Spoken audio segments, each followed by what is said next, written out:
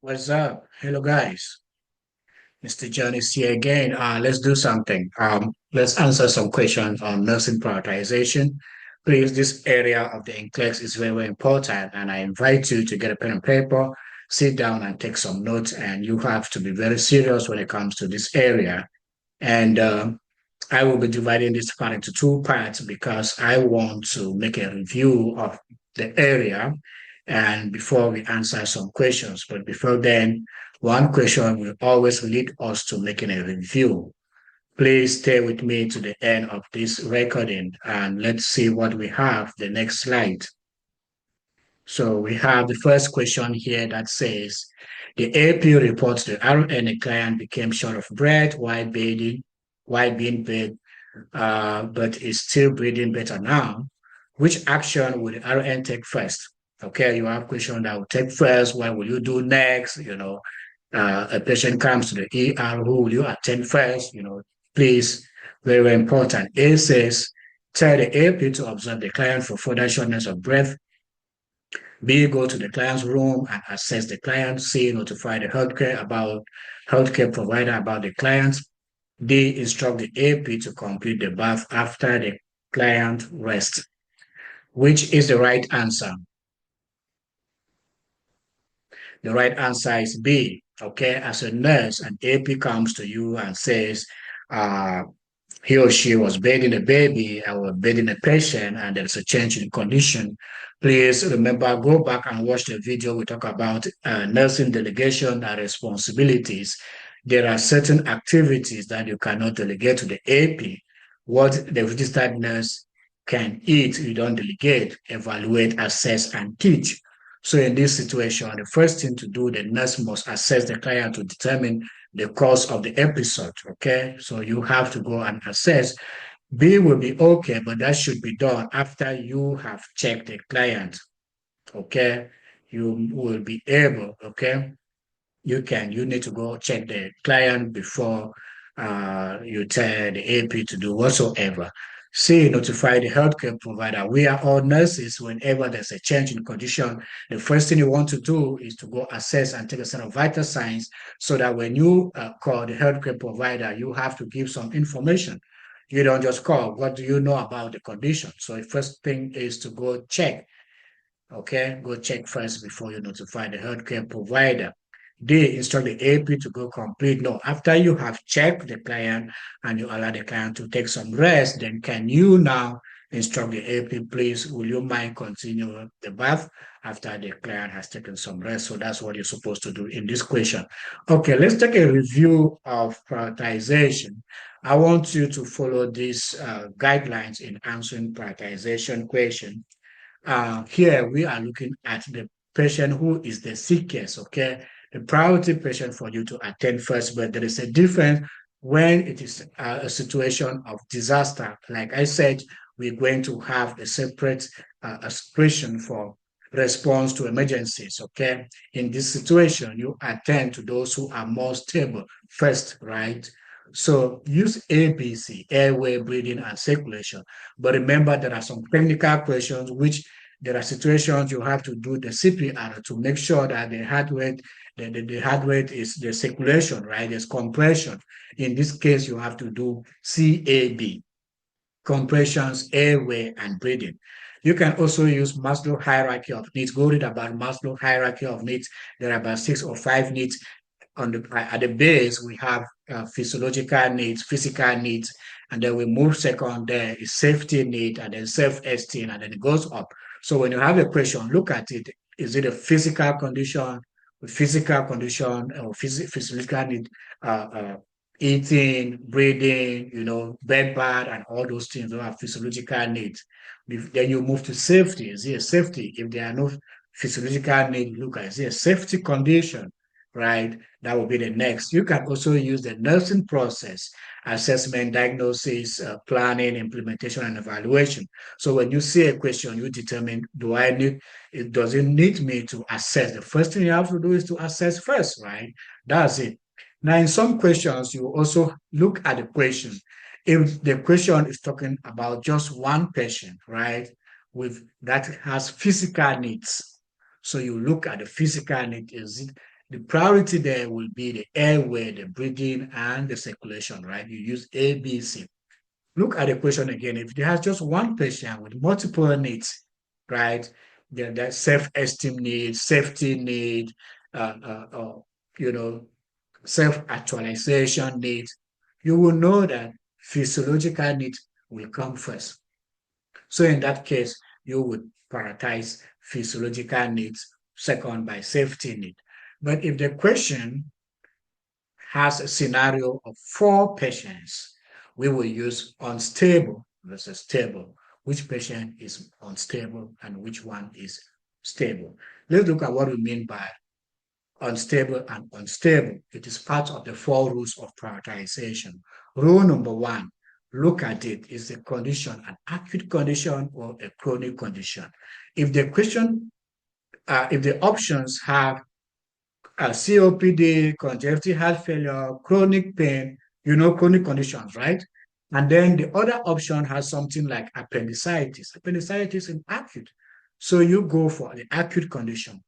Rule number 2, look at the options. Is it talking about a post-op below 12 hours or a post-op conditions after 12 hours, right? Post-op below 12 hours is priority over post-op after 12 hours and any other medical condition, right? Look at the question again. Do we have 4 patients with multiple conditions? We look at unstable versus stable. An acute illness is unstable. Post-op less than 12 hours, a newly diagnosed condition, a newly admitted patient less than 24 hours. Change in condition, unexpected vital signs changes, hemorrhage, not bleeding, temperature above 105 degrees Fahrenheit, hypoglycemia, pulseless or breathless, the patient is pulseless. Look at these words. These are words that describe unstable conditions. Critical lab values. There are lab values that need immediate attention. Not all lab value needs immediate attention. I have not seen where a slight increase in creatinine and BUN will need immediate attention. Okay, but potassium of above 6 is a critical lab value. INR of above 4, carbon dioxide of above 50 in ABGs. These are unstable conditions. Okay, HB of above 8 is not an unstable condition. Now, when you go through these 3 rules and you have a tie, look at the next. Look at the condition, the vital organ on the modifying phrase of the question. Is it around the brain, the lung, the heart, the liver, the kidney? So this order of these organs are of high priority as it is. The brain organ has the highest priority, second by the lung, by the heart, the liver, the kidney. You follow this. Now, in prioritization, I want you to know that the age and the gender is not a problem in prioritization. Age is a problem in pediatric condition. You're going to see questions where age and gender, you have a question with A, 16-year-old female, B, 72-year-old male, D, 15-year-old this, 50-year-old this. They forget about the age and the gender. Look at the changing condition, look at unstable, look at post-op less than 12 hours, look at acute versus chronic, look at the organ mentioned in the modified phrase. This is where your emphasis is. Let's look at this question. A 13-year-old female with hypospadias is throwing up by 10 MSs, right?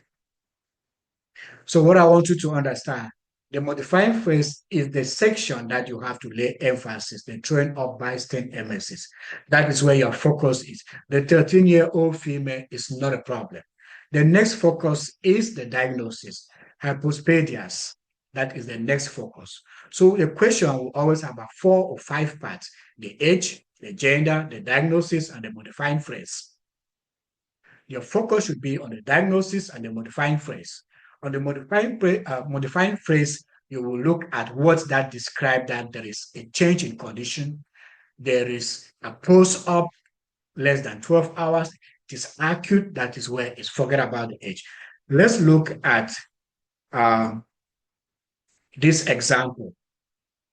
Okay, one, patient with unstable blood pressure and an angina versus a patient with stable vital signs and myocardial infarction. Which of these patients is a priority? Yeah, we are having a change in condition, right? Unstable blood pressure and stable vital signs. So the patient with unstable blood pressure and angina is a priority over the patient with myocardial infarction. So the modifying phrase there is the unstable blood pressure and the vital signs. Now let's look at this same sentence if we never had the modifying phrase. Let's say a patient with angina versus a patient with myocardial infarction. Like I said before, your next focus is on the diagnosis. In this case, myocardial infarction will be a priority over angina. If you do not understand, let me know. So you look at the priority, the modifying phrase, second, the diagnosis. Forget about the age, the gender. Let's look at number two.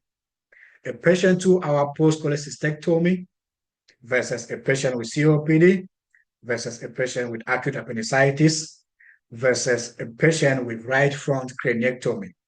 These are 4 different conditions. Go back to your rules, what we said before. Rule number 2, post-op less than 12 hours is a priority over other conditions, over acute. So in this case, our priority here is the post-op 2-hour post-cholecystectomy. It's more than even acute appendicitis. Yes, the second will be acute appendicitis. Be careful. 3, a 16-year-old female with meningococcal meningitis who has had a temperature of 103.8 degrees Fahrenheit since she was admitted 3 days ago versus a 67-year-old male with irritable bowel syndrome who spiked a temperature of 103.4 this afternoon. These are 2 different conditions.